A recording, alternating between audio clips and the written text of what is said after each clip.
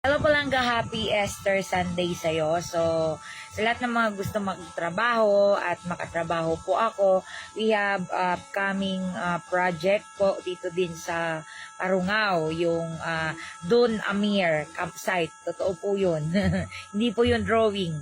So, yun po ang tinatapos lang po natin yung Villa Almighty, and then doon po tayo lilipat sa campsite.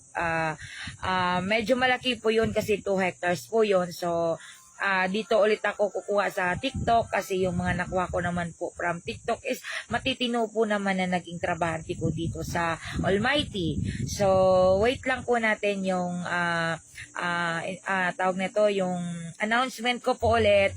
Iba-vlog ko naman po anyway para makita nyo po at makapag-apply po kayo ng trabaho at makatrabaho nyo po ako. Basta, prepare nyo ng eardrum nyo kasi literal na maingay po talaga ako.